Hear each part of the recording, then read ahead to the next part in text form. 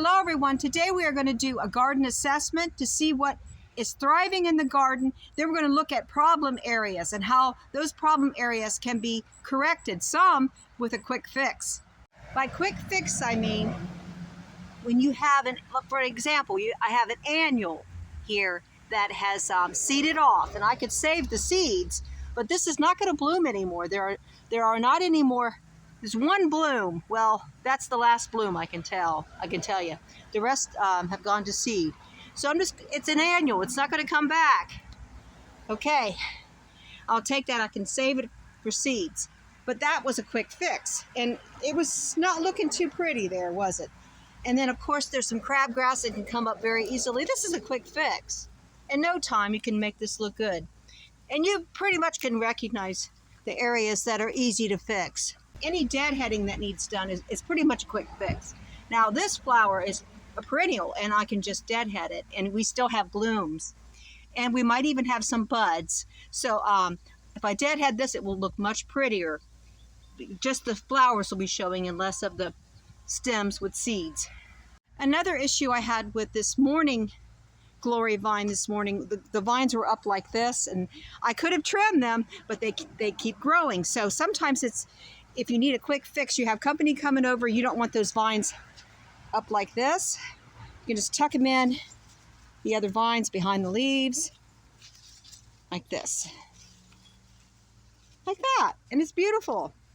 So you don't have to trim. It takes time to trim this many vines, and then you can make it look manageable, and so that it's not overgrown looking.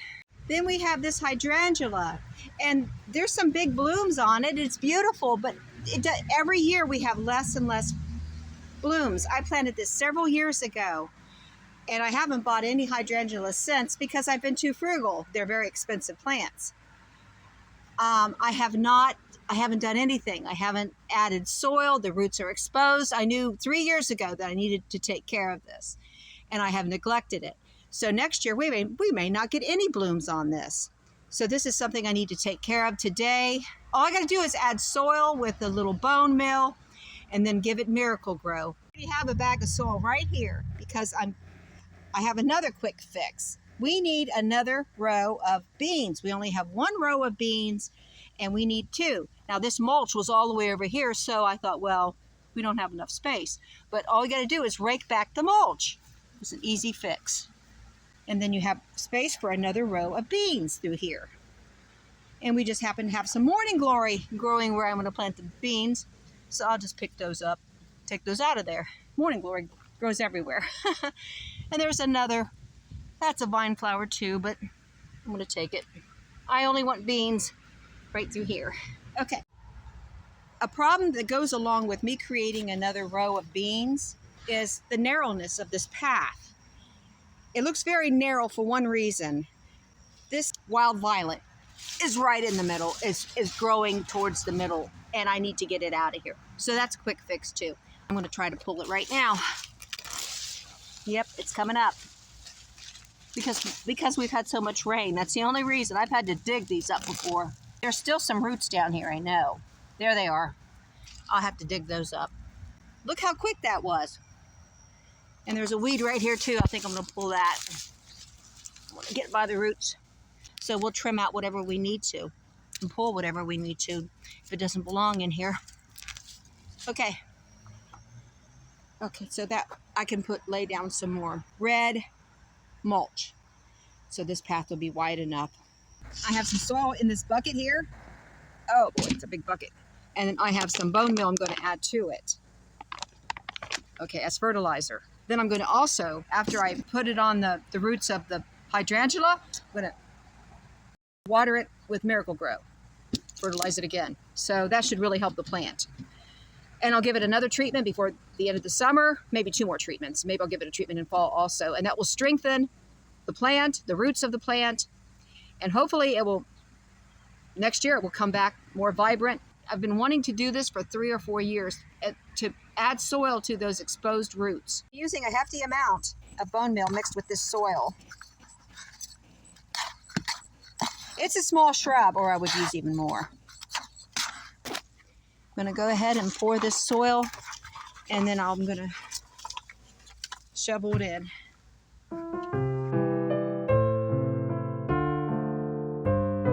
And here we are. Look at that. The roots are covered up now. This plant is receiving some TLC for the first time in several years. Okay, I'm just going to add a little bit of Miracle-Gro to this.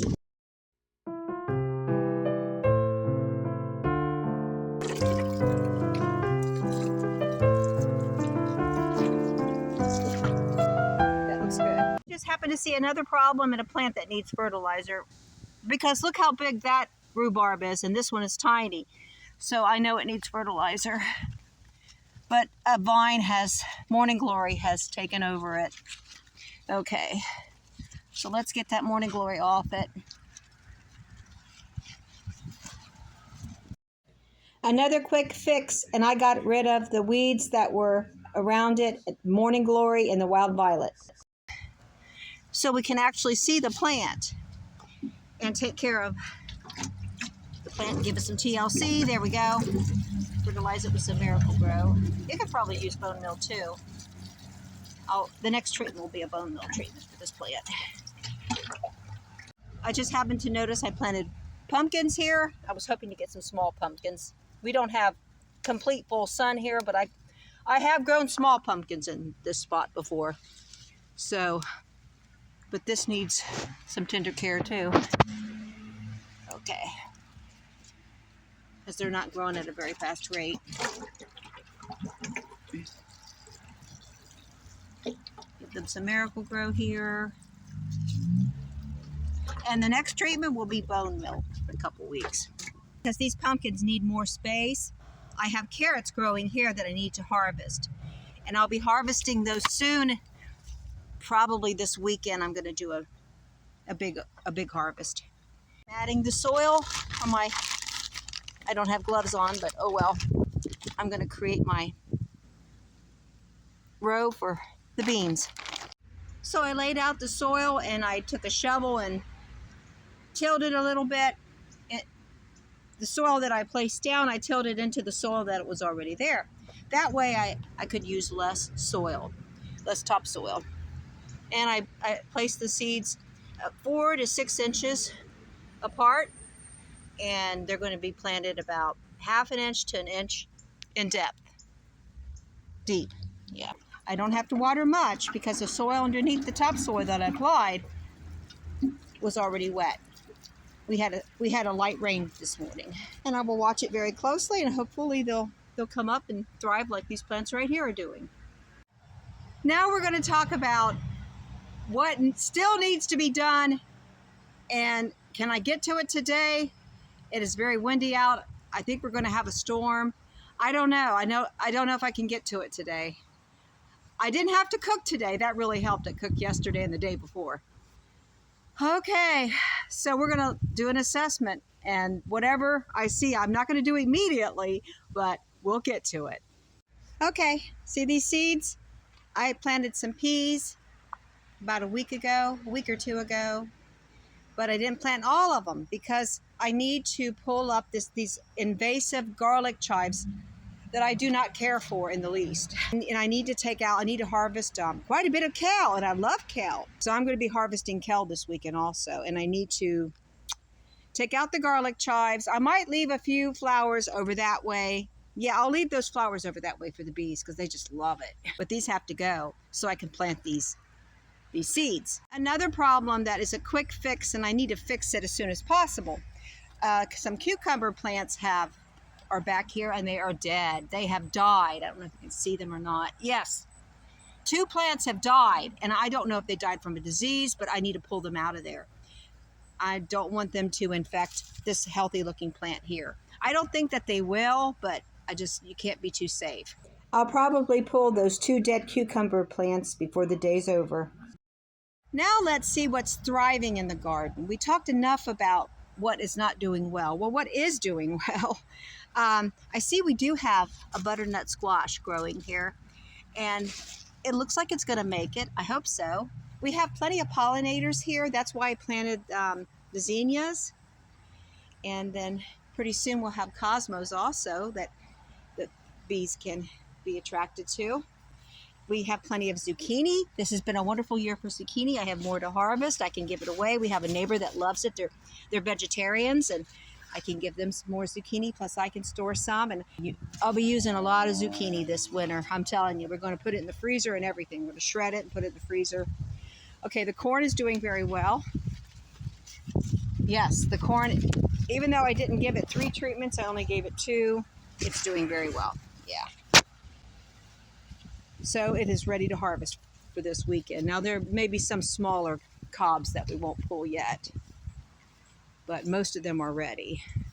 This one's awfully small. We probably won't take that. I am checking it for insects. Okay. Doesn't look like too many insects got on it. We don't have any flowers over here, and it's quite a distance from everything else, from where the flowers are. And I'm such a cheapskate, but I can go and look and see what Oakland Nursery has. And they sell flowers, plants that are marked down, late summer dills, and I can get some pollinators because we don't have any bees over here. I haven't seen any lately. These are pumpkin vines, and there's one butternut squash vine over here. Normally you don't plant these with strawberries, but I had a limited. My husband does not till ground, and I do with a shovel. I don't have a tiller, so I have to till it myself. And I have grown these every year. Before I had the strawberries, I was growing pumpkins here, and they were doing very well. 2 years ago, I had some amazing pumpkins. That was before YouTube, before I got on YouTube, before I started a channel, though. I need pollinators because I don't think we're going to... This is a butternut squash. I can tell by the way it looks, and I don't even know if it's going to... Oh, you can't even see it, can you? I don't even know if it's going to make... Oh, there you go. When that female flower pops out, I may have to do some pollinating myself. We do have some male blossoms. Great. But they're wet right now, so that's I'm not going to be able to do any pollinating. We'll be working on this. There is hope for it. I need to weed it. This is a big project. This will be a whole video. This is a big project. I have so much weeding to do back here and trimming. They recommend that you don't grow squash with strawberry. Last year I didn't have a problem, and we'll see. If I have a problem this year, then I'll be putting the pumpkins. I'll be building another garden for the pumpkins. And we have plenty of edamames, or soybeans, young soybeans, and they're just about ready. I'm going to check online to know exactly when I should harvest these, but we have dozens and dozens of them. They're little bushels that came up, and this was planted by seed. So this is exciting. This is going to be like a snack for us, and I'm going to look up recipes and how to prepare the edamame or the baby soybeans. The tomatoes are looking pretty good. My husband's supposed to be in charge. I think he should trim these up here. The branches down there have been trimmed. We have plenty of tomatoes. These are shading them. Maybe they would ripen faster if there wasn't so many.